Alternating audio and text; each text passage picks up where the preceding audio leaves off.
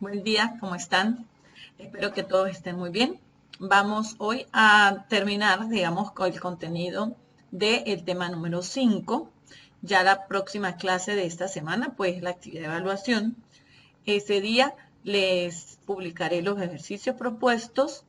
Durante el día de hoy van a poder ver las instrucciones ya específicas en el aula virtual de cómo se va a evaluar.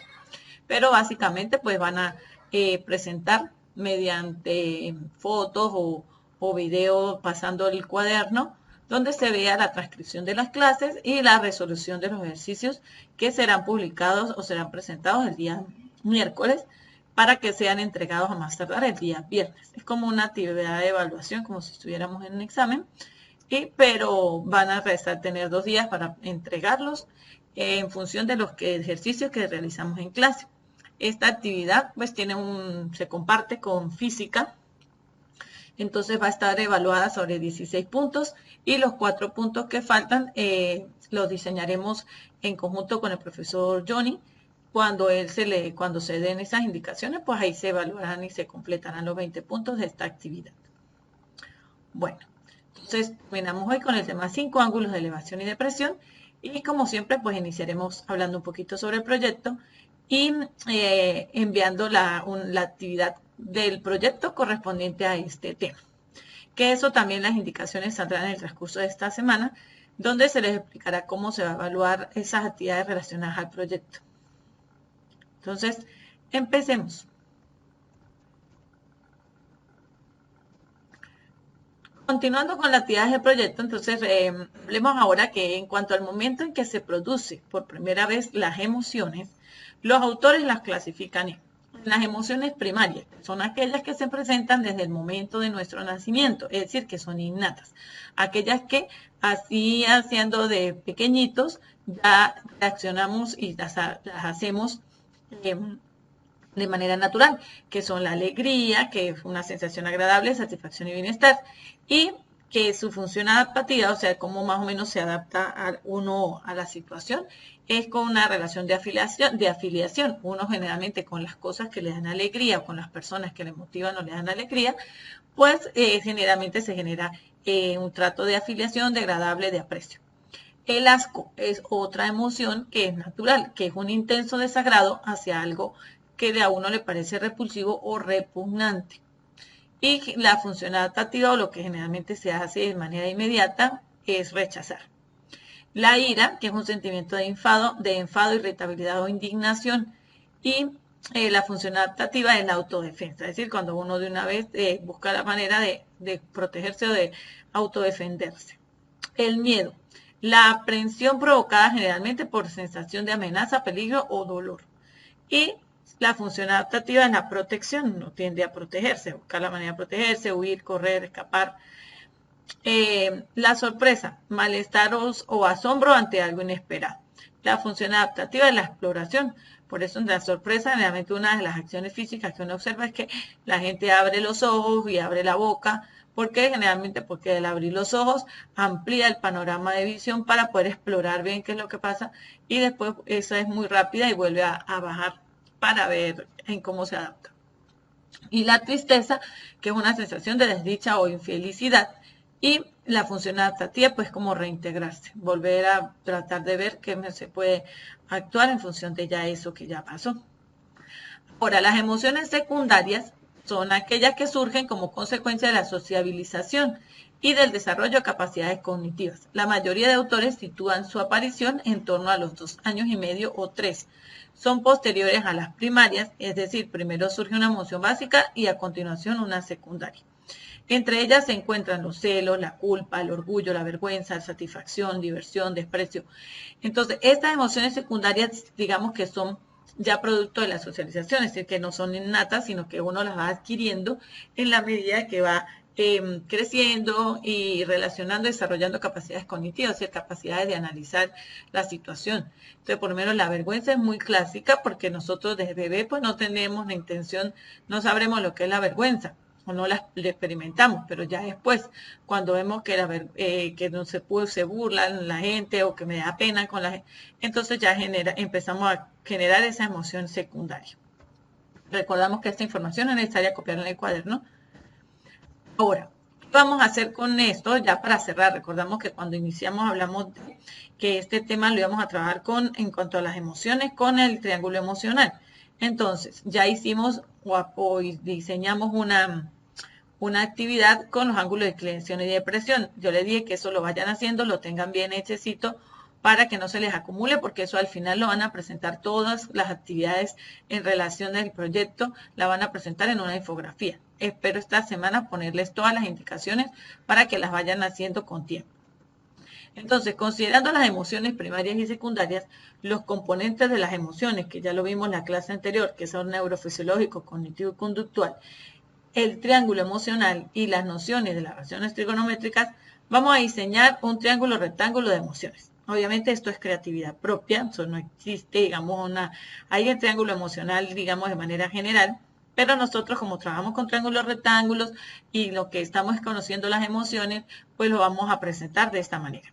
Vamos a crear nuestro triángulo rectángulo, en él vamos a identificar una emoción en alguno de los ángulos agudos, sea aquí o sea aquí donde usted quiera. Va a colocar el nombre de la emoción dentro del ángulo. Obviamente si se le sale porque la emoción es muy grande, el nombre de la emoción es larga, pues no hay problema.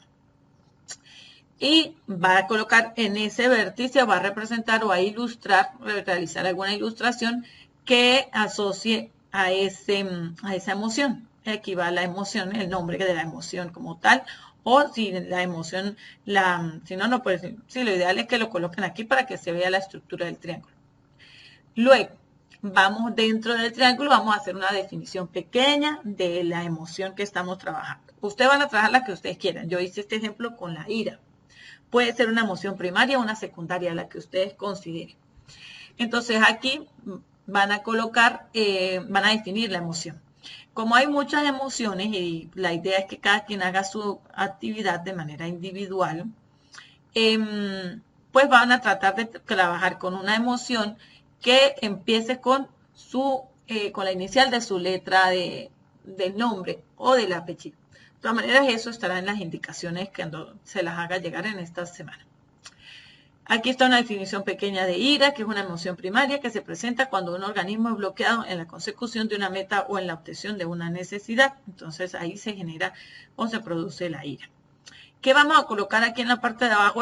Si este es mi ángulo que yo marqué aquí, pues recordamos que este es mi cateto adyacente y este sería mi cateto opuesto. Si ustedes desean colocar el ángulo aquí, entonces este sería su cateto opuesto y este sería su cateto adyacente. Entonces depende de donde usted lo ubique. En el adyacente va a colocar emociones afín, es decir, emociones relacionadas, parecidas a la emoción que usted está trabajando. Entonces, por ejemplo, para la ira yo coloqué enfado, rabia, irritabilidad. Son emociones relacionadas con la ira o adyacentes a la ira. Luego, en este vértice se coloca el pensamiento, que es, digamos, el proceso cognitivo, que aquí pueden colocar pensamiento o pueden colocar un dibujo que, digamos, relacionado al pensamiento. Por ahí en el del triángulo que vimos en la primera clase, aquí el pensamiento se relacionaba o se ponía un dibujo como el cerebro, que es más pequeño. Luego, en este caso, este es mi cateto opuesto, vamos a colocar aquí emociones contrarias u opuestas a la emoción que estamos trabajando. En este caso, yo coloqué calma, paciencia, alegría. Son emociones contrarias totalmente a la ira. Luego, en el otro vértice va la acción, es decir, acciones o cambios que podemos apreciar en la persona en función de la emoción que están experimentando, en este caso la ira. Cambio fisiológico y conductas, gestos o acciones relacionadas con la emoción seleccionada y sus afines y también de las opuestas. Aquí vamos a colocar todas esas cambios fisiológicos. Por ejemplo, para la ira o sus afines, estaría por lo menos que a la gente se le coloca una coloración rojiza en la cara y se le dilatan los ojos cuando está muy brava, cuando está muy llena de ira. Cuando hay un aumento en la frecuencia cardíaca, hay agresiones, gritos, golpes hacia toda la gente, hay un cambio de tono de voz que se pone la gente a levantar la voz. Se presenta así una respiración agitada, la gente cuando están llenas de ira, pues la respiración se agita. Y Por ejemplo, para las opuestas, para la calma, la paciencia y la alegría, podemos detectar por lo menos músculos de las caras relajados, que cuando la gente se sonríe, se le ve tranquila, una respiración tranquila, hay sonrisas, bueno, todas las que ustedes consideren que pueden colocar. Y luego vamos a establecer relaciones trigonométricas con la información que se tiene en cada cateto y en la hipotenusa.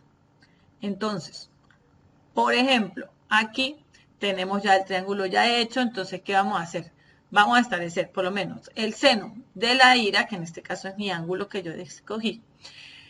En el seno se trabaja con el cateto opuesto, entonces vamos a trabajar cateto opuesto, es decir, emociones opuestas a la ira, en relación o en razón con situaciones, aspectos, cambios conductuales relacionados con la calma, la paciencia o la alegría, o sea, con estas mismas emociones. Sería por lo menos calma entre respiración tranquila. Esos son, digamos, aspectos de las emociones contrarias a la ira. De manera que si yo quisiera saber, si no tuviera aquí el valor, sino el seno de una emoción, y a mí me dieran esta información, pues al saber qué seno se supone que es opuesta.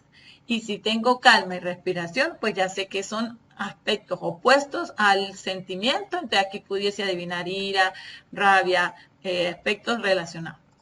Ahora, el coseno, en este caso de la ira, sería entonces adyacente, que puede ser enfado, rabia, irritabilidad, cualquiera de las que ustedes tengan, en razón de aspectos conductuales de la misma, del mismo sentimientos, de las mismas emociones relacionadas a la ira, que puedan ser rabia con coloración rojiza de la cara y dilatación de los ojos. Y la tangente, que podría ser, ahí sí sería simplemente opuesto entre adyacente, paciencia entre alguna de estas del cateto opuesto con alguna de estas del cateto adyacente. Y para la construcción del triángulo, es decir, para que tengan información sobre las emociones primarias y secundarias, además de las emociones relacionadas con las emociones primarias, les dejo estos dos enlaces para que les ayuden a construir igual el triángulo. Ahora sí vamos a continuar con el tema 5, vamos a explicar rapidito los que se dejaron para la casa de práctica. Tenemos este que me daban el ángulo, me daban el punto por el cual pasa al lado terminal, que es menos 4 menos 5. Dibujamos el ángulo en posición estándar, el lado inicial coincide con el eje positivo de las X, el lado terminal pasa por el punto menos 4 menos 5. Luego calculamos la distancia o la medida de lo que va a ser la hipotenusa de nuestro triángulo rectángulo, que es R. Sustituimos x cuadrado vale menos 4 al cuadrado, y vale menos 5 al cuadrado. Será entonces 16 más 25, me da raíz de 41. Luego vamos a aplicar las razones trigonométricas, cateto opuesto del ángulo, que en este caso es el ángulo de referencia con el que se trabaja, es pequeño. Será el cateto opuesto, que es esta misma distancia, que es y menos 5, entre la raíz de 41 que me dio la hipotenusa, R. Aplicamos proceso de racionalización, resolvemos menos 5 por raíz de 41, y raíz de 41 por raíz de 41 da raíz de 41 al cuadrado, se cancela la raíz y me queda menos 5 por raíz de 41 entre 41. El signo se le coloca a toda la raíz, porque aquí ya no puedo simplificar porque el 41 es un número primo. Igual hacemos con el coseno, sería cateto adyacente, que en este caso es menos 4, entre la hipotenusa que me dio raíz de 41. Aplicamos el proceso de racionalización y me queda menos 4 por raíz de 41 entre 41. Tangente, igualito sería cateto opuesto, que es menos 5, entre el adyacente, que es menos 4, y simplemente negativo entre negativo me da positivo. Lo mismo ocurre con cosecante, que será entonces raíz de 41, que sería tangente, sería hipotenusa entre cateto opuesto, y lo único que hacemos es que el 5, como es el negativo, le colocamos el negativo a toda la fracción. El resto más nada, igual con la secante, igual con la cotangente. Para el segundo ejemplo, el segundo ejercicio era determinar las razones trigonométricas del ángulo alfa igual a 240. Calculamos el ángulo de referencia, que sería estando en el tercer cuadrante, porque es 240 grados. Recordamos que aquí 0, 90, 180, 270, entonces 240 grados, estará como por aquí, donde ustedes deben haber hecho la representación. Al estar entre el tercer cuadrante sería 240 menos 180. El ángulo de referencia me da 60. Como el ángulo de referencia es un ángulo notable, de estos que digamos los que son más comunes, que ya tenemos tabla hecha, y aquí tenemos el ángulo, los signos de las razones trigonométricas en los distintos cuadrantes, entonces simplemente vamos a sustituir. Seno de 240 grados va a ser igual entonces, como estamos en el tercer cuadrante, seno y coseno son negativas y la única positiva es tangente, todas con sus respectivas inversas. Entonces sería menos seno de 60, buscamos seno de 60 es raíz de 3 sobre 2 y entonces va a quedar menos raíz de 3 sobre 2. Coseno de 240 será igual al menos coseno de 60, que es un medio, entonces quedaría menos un medio. La tangente sí queda positiva porque estamos en el tercer cuadrante y la única positiva es la tangente con su inversa, sería tangente de 240 igual a tangente de 60 grados, igual a raíz de 3. Positivo porque ahí sí no hay problema con el signo. Las otras tres, pues ustedes debieron haberlas hecho y simplemente utilizando aquí la tabla, aplicando el proceso de racionalización donde sea necesario. Ahora, continuando ya para terminar la última parte de este tema, si θ es un ángulo en posición estándar mayor de 360 grados, utilizaremos los procedimientos siguientes para reducir el ángulo que excede de una revolución a un ángulo coterminal de medida menor que una revolución.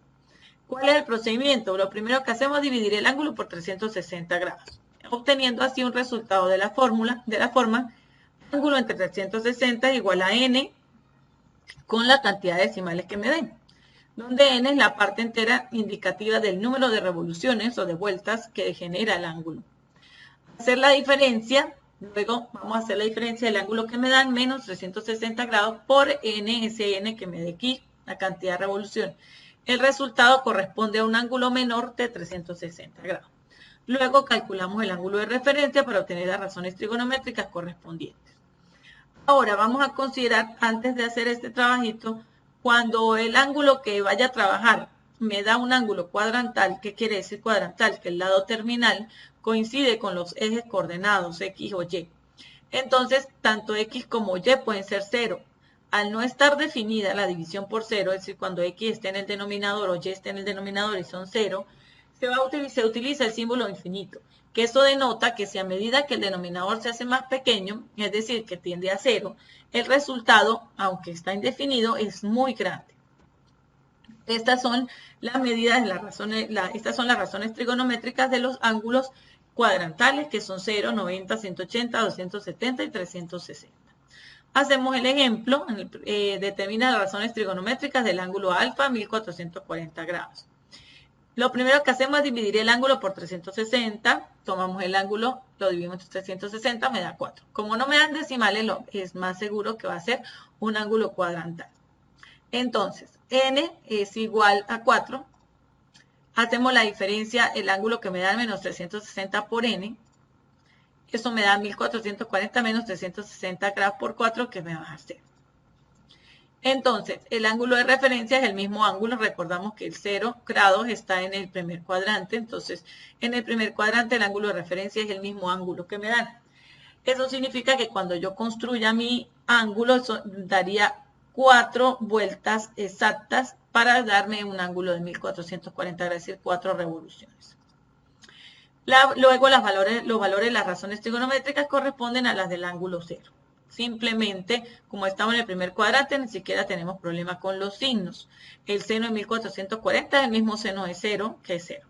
El coseno de 1440 es el mismo coseno de 0, que es 1. La tangente de 1440 es la misma tangente de 0, que es 0. La cosecante de 1440 es la misma cosecante de 0, que es infinito. La secante de 1440 es la misma secante de 0, que es 1. Y la cotangente de 1440 es la misma cotangente de 0, que es infinito. Hacemos otro ejemplo, determina las razones trigonométricas del ángulo alfa igual a 27 pi cuartos. Recordamos que este ángulo en pi cuarto, pues es 27 pi cuartos, está dado en radianes, y lo que hacemos es que lo vamos a llevar a grados. ¿Cómo lo hacemos? Eso lo vimos la penúltima clase del primer momento pedagógico, de todas maneras lo repasamos. Vamos a multiplicar el ángulo que me dan en términos de pi por 180 grados entre pi. No resolvemos a pi con 3,14, sino lo dejamos denotado.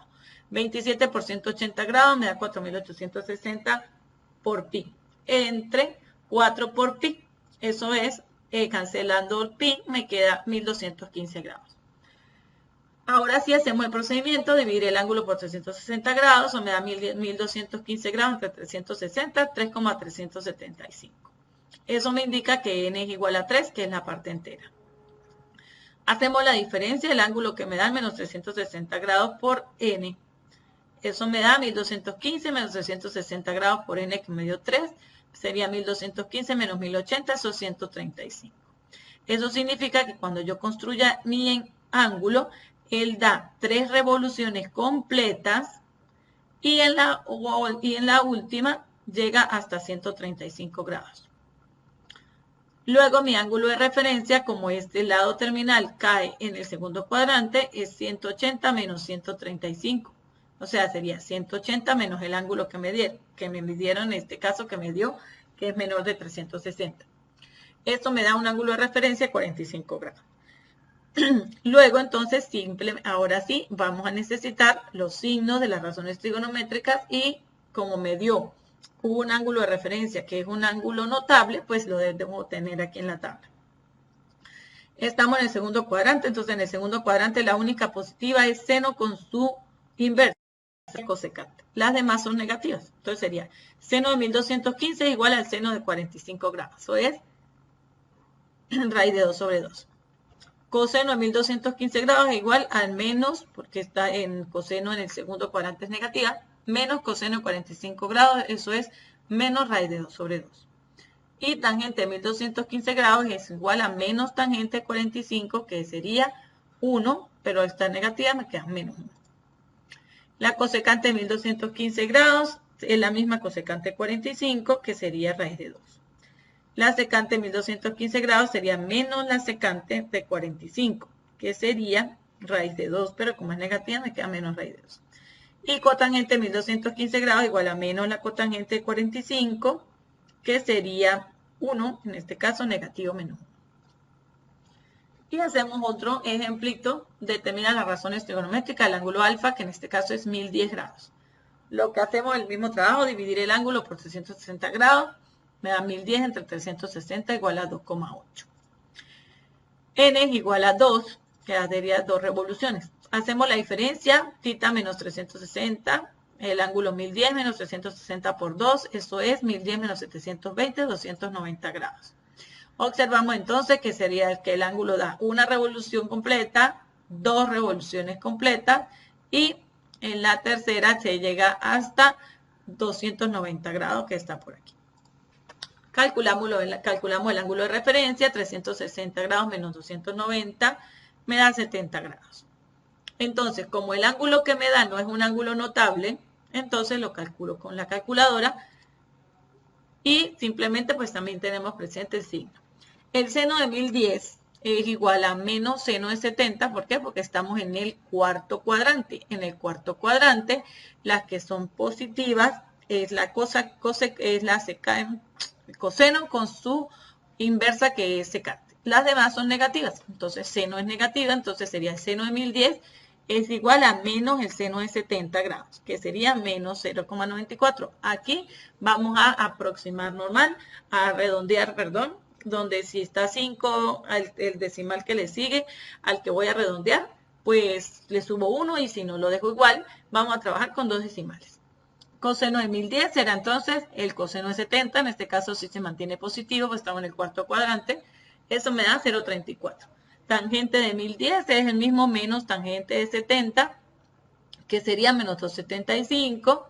Cosecante de 1010, la misma menos cosecante de 70, que sería menos 1,06. La secante queda positiva y la cotangente queda negativa. Bueno, con eso terminamos el tema 5, que desarrolló durante 3 semanas. La clase que le falta a este tema, pues es la evaluación, que son los ejercicios que se le propuesto que se enviarán el día miércoles. Dentro de la evaluación está la transcripción de las clases. Por aquí se les sugieren unos videos de YouTube para el que quiera complementar lo dado en la clase de hoy. Y pues las dudas ya saben que pueden escribir a través de la mensajería en el foro o en la mensajería privada de la plataforma o a través de WhatsApp. Que estén muy bien.